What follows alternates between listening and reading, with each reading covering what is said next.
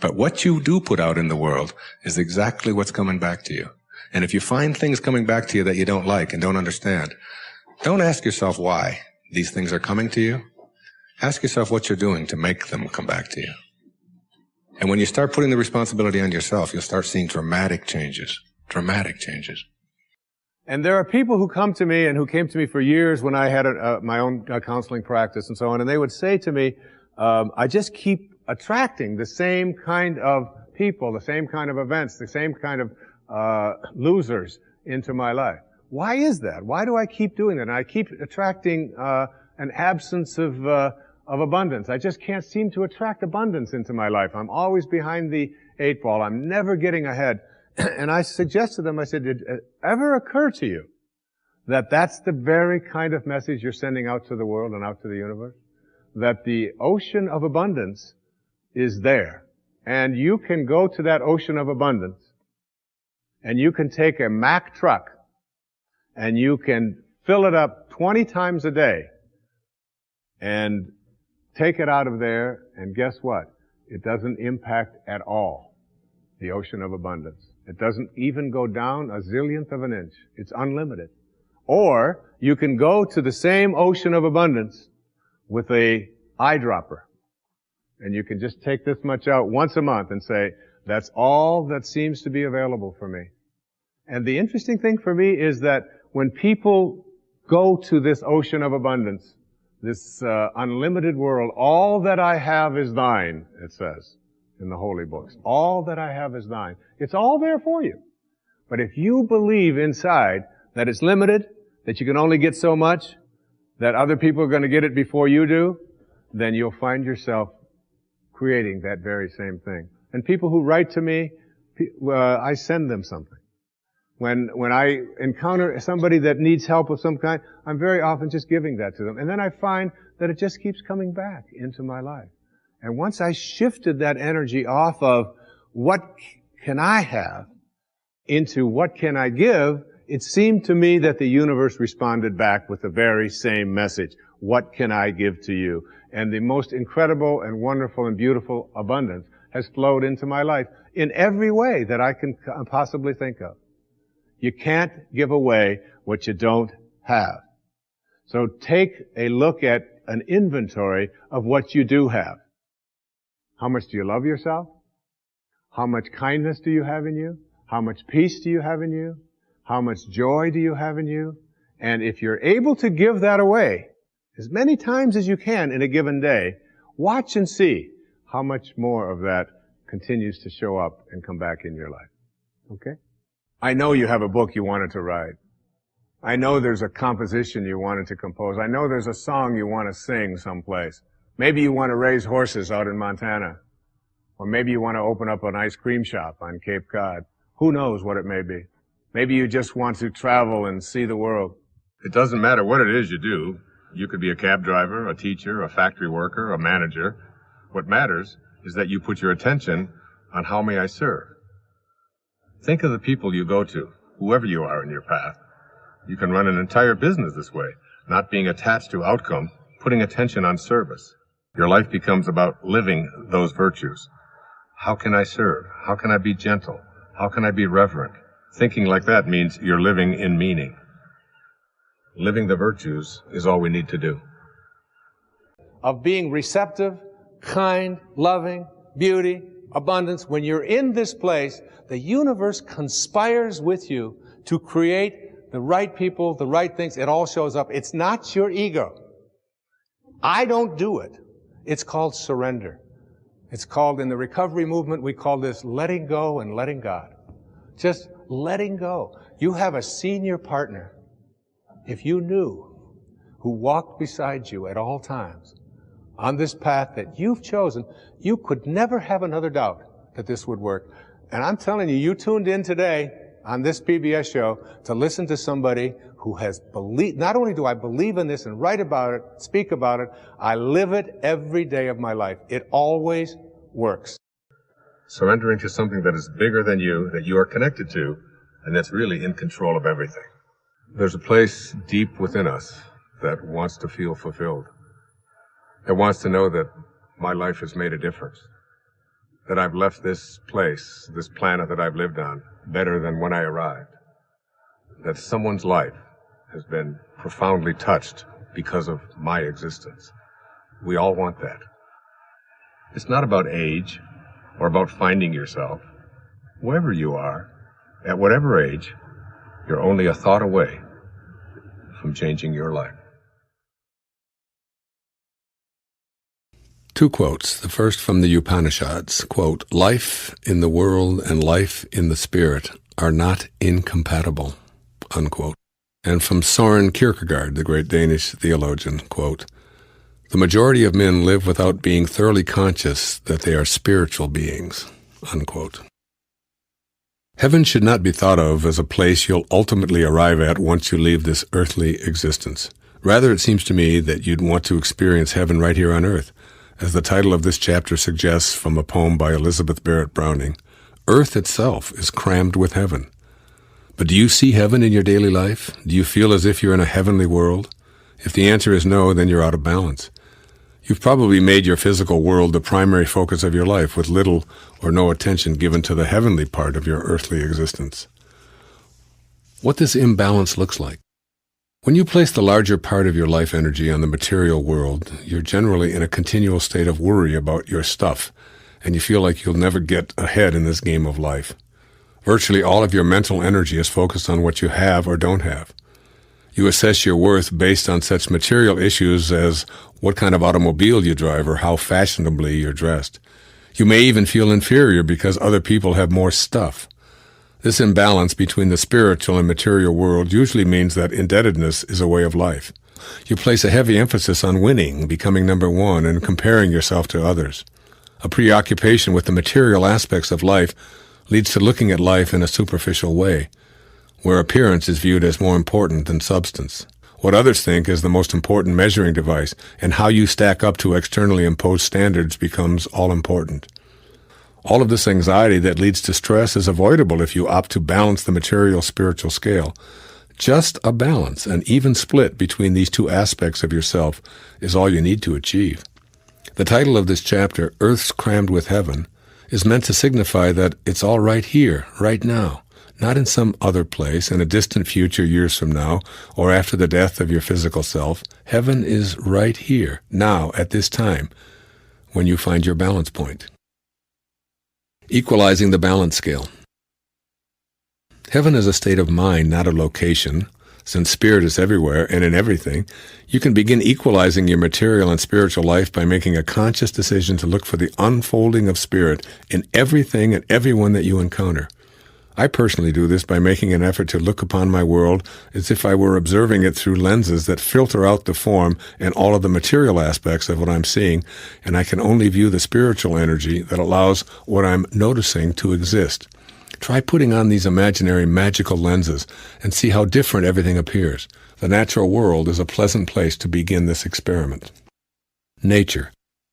When you look at a tree without these imaginary form-fitting lenses, you may see branches, blossoms, leaves, and perhaps mangoes or plums. With your enchanting new lenses, the lines that form tree boundaries dissolve, and there's an energy vibrating so fast that it gives a whole new perspective of the tree. You see the spaces between the leaves, and notice the silence of the now defunct acorn or mango pit out of which the first sprout of creation emerged, jump-starting the whole process that eventually became the tree you're looking at. You see the continuation of this life-giving process residing deep within the tree that lets it sleep in the winter and blossom in the spring, or into infinity, or at least for the duration of its life. You realize that new mangoes are producing not only new fruit, but an infinity of mango trees as well. You see this life force in just one tree extending backward and forward in a never-ending stream of creation. Begin looking at all of nature with this new vision. Birds, ants, lakes, mountains, clouds, stars, all of it. Deepen your vision so that you no longer see only form and boundaries. Appreciate the miracle that is your environment. As you do so, you're getting into balance. People. These new lenses allow you to see everyone in a fresh perspective. You're no longer seeing tall and short, dark and light, male and female, old and young, beautiful and homely. Your lenses blur the lines that categorize people by cultural or religious differences, and you don't see others as only their attire or physical appearances or the language they speak. All appearances dissolve through filters in your lenses and your thoughts, so you now see the unfolding of the spiritual energy in every person you encounter. What you notice is pure love vibrating right before your eyes. You see kindness personified. You see and feel the same vulnerabilities in all others that you feel within yourself. You see enormous strands of peaceful, glimmering energy connecting each of us. Your new outlook invites you to playfully imagine that 2 people created you, and 4 people created the 2 people who created you, and 8 people created the 4 people who created the 2 people who created you.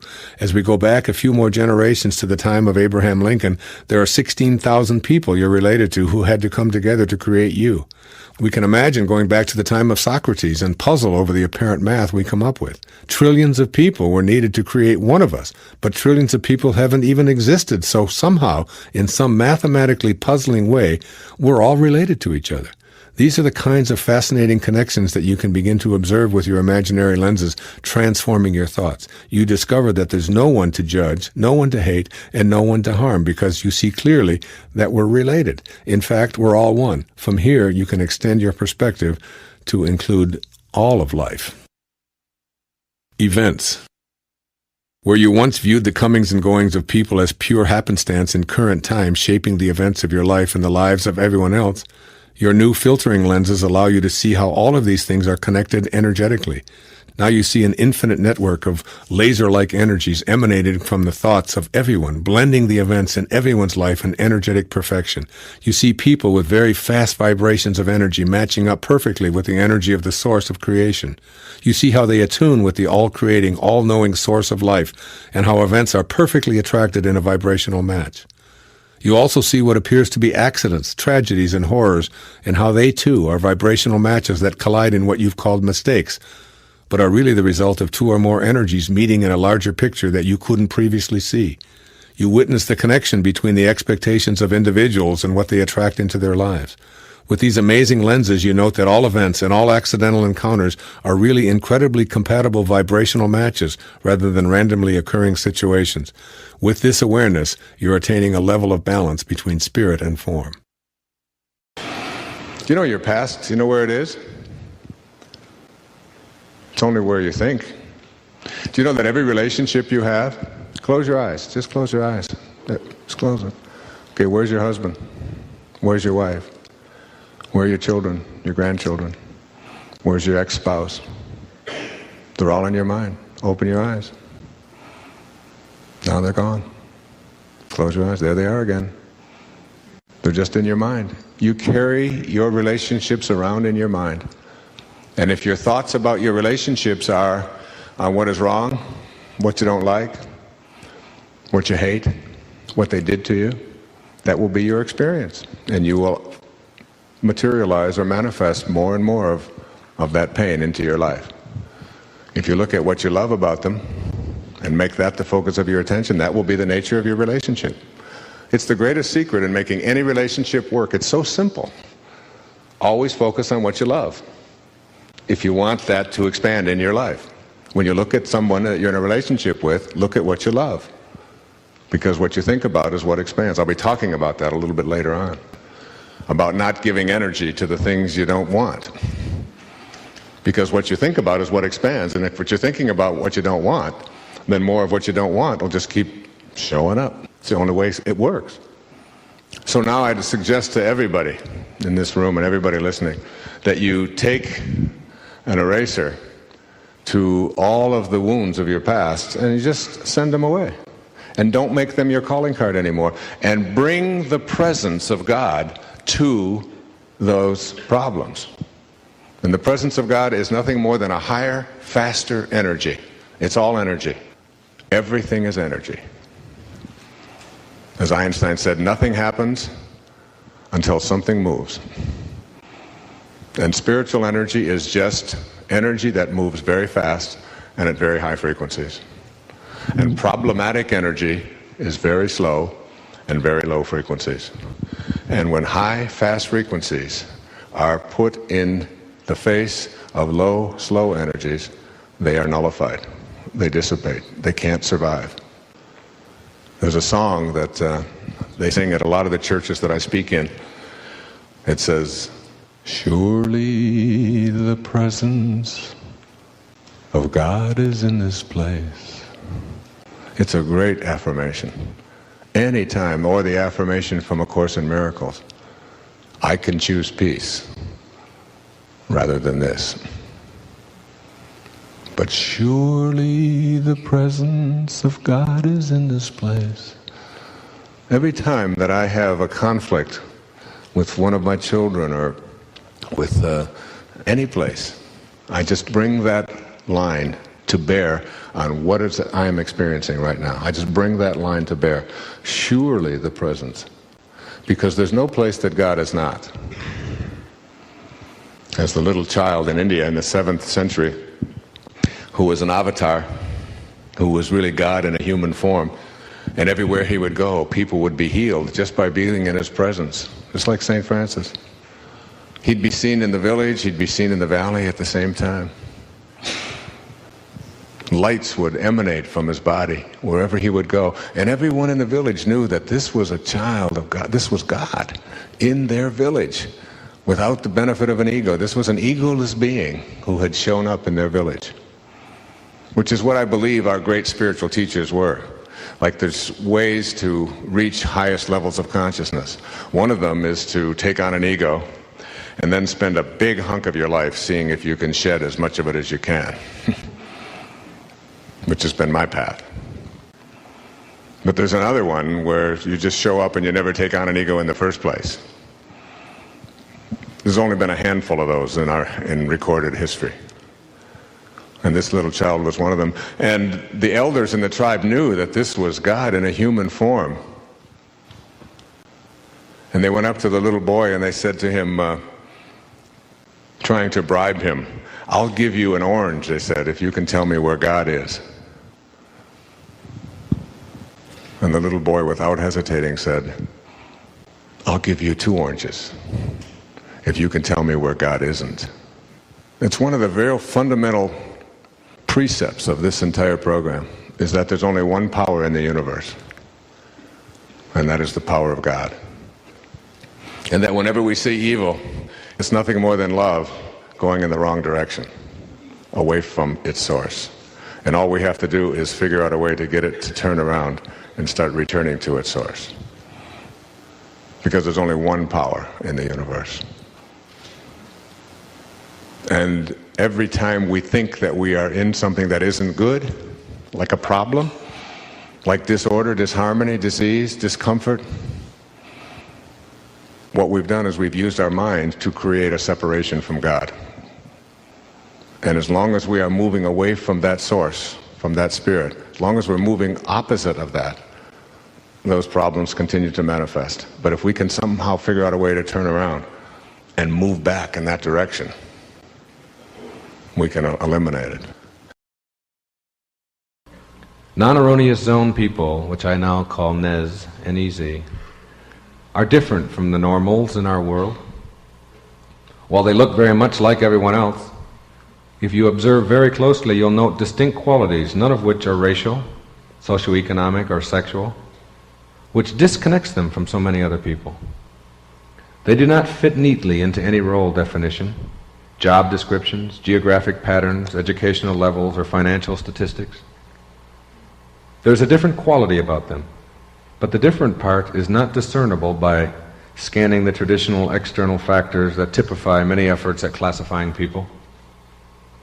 They may be rich or poor, male or female, black or white, living anywhere, doing just about anything, and yet they are different in that they have no erroneous zones. How can you tell when you run into a NEZ person? Watch them. Listen to them. This is what you'll discover. First, and most obviously, you see a person who likes virtually everything about life. Yep, this is a liker. A person who is comfortable doing just about anything, and one who wastes no time in complaining or wishing that things were otherwise. They are enthusiastic about life, and they want all that they can get out of it. They like picnics, movies, books, sports, concerts, cities, farms, animals, mountains, and just about anything that you can include in your list. They just plain like. When you're around them, you'll note a startling absence of grumbling, moaning, or even passive sighing. If it rains, they like it. If it's hot, they dig it rather than croak about it. If they're in a traffic jam or at a party or all alone, they simply deal with what is there. No pretending to enjoy, but a sensible acceptance of what is, and an outlandish ability to delight in virtually everything. Ask them what they don't like, and they are hard-pressed to come up with an honest answer. They don't have sense enough to come in out of the rain. Why? Because they see rain as beautiful, thrilling, and something to experience. They like it. Slush doesn't send them into a fury. They observe it, splash around in it, and accept it as a part of what it means to be alive. Do they like cats? Yes. Bears? Yes. Worms? Yep. You'll be hard-pressed to come up with things, events, people, activities, or ideas that they dislike. They live, and while such annoyances as disease germs, droughts, mosquitoes, floods, and the like are not warmly embraced by Nez people, they never spend any of their present moments complaining about them or wishing that they weren't so. If situations need to be eradicated, then they will very likely work as eradicators, enjoying themselves and living all of their present moments. Try as you might, you'll have a tough time coming up with something they'll dislike doing. Truly, they are likers of life, and they wallow in all of it, getting out of it all that is possible for them. A Nez person is free from guilt and all of the attendant anxiety that goes with using up your present moments, being immobilized over past events. Certainly they can admit to making mistakes, and they can vow to avoid repeating certain behaviors that are counterproductive in any way. But they do not waste their time wishing that they hadn't done something, or being upset because they dislike something that they had done at an earlier moment in their life. Complete freedom from guilt will be the shocking behavior that you will observe in your Nez person. No lamenting the past, and no efforts to make others choose their own guilt by asking such inane questions as, "Why didn't you do it differently?" Or "Aren't you ashamed of yourself?" And so on. They seem to recognize that life lived through is just that, and no amount of feeling bad will alter the past. While they practice this non-guilt on themselves without any effort, because it is natural, they are remarkably free from even helping others to choose guilt for themselves, because they see with a third internal eye that feeling bad in the present moment only reinforces a poor self-image, and that learning from the past is a far superior tact over remonstrating about the past. You'll never see them manipulating others by telling them how bad they've been, nor will you be able to manipulate them with the same tactics. They won't get angry at you. They'll simply ignore it and see you as someone who is a guilt dispenser. Rather than being upset at you, they'll go away, or they'll change the subject. Hence, you won't even recognize that the very strategy that works so beautifully on most people has failed dismally on your Nez friend. Rather than smear themselves and others with guilt, they just unceremoniously pass when it comes along. Similarly, your Nez chap will be a non-worrier. You'll soon note that circumstances that drive many people to frenzy will be mildly internalized by a Nez person. They are not planners and putters away for the future. They refuse to worry when you do, and they keep themselves unmucked up by the accompanying anxiety that goes with worry. You can't drive him or her crazy with worry. They don't know how to do it. Almost as if it is just not a part of their makeup. Not necessarily calm at all moments, but just unwilling to spend any present moments disasterizing about things in the future over which they have no control. They are very present moment oriented, and they have an internal signal that seems to remind them that all worrying must take place now in the present moment, and that it is a foolish way to go about living one's current life. With no present moments ever available for awfulizing, they just never seem to get around to the business of worry that so occupies most lives.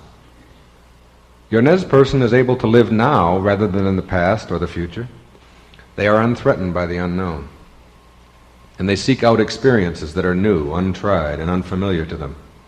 They love ambiguous things rather than being upset by them. They love the now in virtually all settings, being aware that this is all that they have. They don't plan for a future event and let long periods of inactivity elapse as they await a payoff. The moments between events are just as livable as those taken up by the events themselves, and they have that uncanny ability to get every pleasure out of their daily lives. They are not postponers saving for a rainy day, and while their culture admonishes such behavior, they are unthreatened by reproachment. They gather in their happiness now, and when a future now arrives, they gather in that one as well. Strange, but this Nez individual is always enjoying simply because they see the folly of waiting to enjoy. This is not some special credo that they've adopted.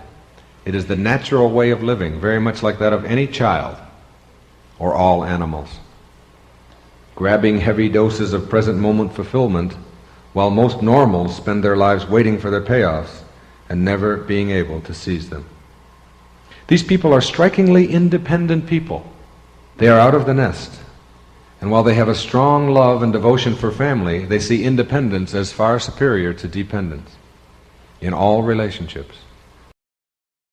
So, knowing that we have a higher self, or a highest self, really means detaching ourselves from a lot of the things that we have come to believe is who we are. Now, the beliefs that we have, that we've grown up with, that we've practiced all of our daily rituals on, is what I call the tribe thinking, the thinking of the tribe. You see, all of us are members of a tribe. And that tribe might be your immediate family. It might be the ethnic group to which you belong. It might be the people who share the same color of skin that you happen to have. It may be people who have the same philosophical points of view, or political points of view, or religious points of view, or people who are related to you genetically in some way, cousins and aunts and uncles and so on. Anyway, there's this tribe that we sort of are born into, if you will. What I'm talking about here, when you come to know your higher self and to live by it, is leaving the tribe and leaving tribal consciousness. You see, to be an individual, when you go to the tribe and you tell them, I've discovered something that's about manifesting, and I'm going to really practice this, and I'm going to do this, and I know I can do this. Jesus said we can do this. Sai Baba told us we can do this. Muktananda tells us we can do this. I'm going to do this. What I'm saying to you is that if you're going to learn manifesting, and you're going to understand your highest self, you have to somehow figure out a way to let go of this idea that the tribe is going to give me approval, or that I'm going to do it within the parameters that the tribe has dictated. Because what you're doing when you're learning to manifest, or when you're learning anything that is outside of the restricted parameters of the tribe, what you are doing is you are speeding up the evolution of your awareness and your consciousness. You are saying, I am going to evolve at a faster rate. But if you go to the tribe and tell them that, immediately you're going to get put into your place. You see, the mantra of the tribe is, but what will they think? That's the mantra of the tribe. What are they going to think of me? And the minute that you start playing that game of what are they going to think, you have stopped yourself from being able to evolve at a faster rate of speed. You don't go talking about it. I happen to be talking about it because I'm trying to encourage you to do it. But I don't, when I decide that I want to manifest something, when I put my attention on that, that's a very private matter between me and God. The reason that you don't share it is because it takes the energy away from what you are doing and puts it on the attention of the person that you're trying to convince. Immediately you get ego in there. And the minute that you get ego in there, you shut down the energy. You shift. So leaving the tribe and the tribal consciousness is really, what you're saying is, if I'm going to evolve at the speed at which the tribe is evolving, you're saying, I'm going to evolve, but I'm going to do it very, very slowly. And if you want to manifest, If you want to really become a manifester in your life, you don't have enough time in this lifetime. You've got to come back in 19 lifetimes. Right? You don't have enough time for that. So it's almost like getting out of that consciousness. When the question was asked of Dr. Maslow, when I asked him this question personally, what does it mean to be self-actualized? He said there are three things that you have to know and understand. One is you have to learn to become independent of the good opinion of other people. That's like at the top of the list. You have to become independent. Self-actualizers are independent of the good opinion of other people. Secondly, self-actualizers are people who have no attachment to the outcome. They are detached from the fruits of their labors. They know what their life is about, and they get on with that, and they don't get themselves concerned with how it's going to work out. They turn that over to God. They just have this knowing that it will, and that's enough. And the third is that they have no investment in power over other people. No investment in power over other people. So they're not really trying to convince anybody else or to subjugate anybody else or to dominate anyone else with their abilities. And these people who have these divine capacities are usually very, very quiet about it.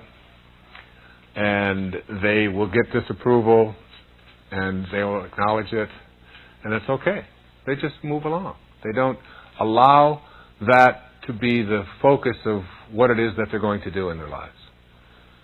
I can't tell you how many people, but it's up in the hundreds of thousands, that have written to me over the past quarter of a century and told me their difficulties, their struggles, and how if they would have learned one of these three lessons, or all three of these lessons, to be independent of the good opinion of other people, to be detached from the outcome, and to get rid of your investment in the need to have power over other people, how much peace you would have in your life.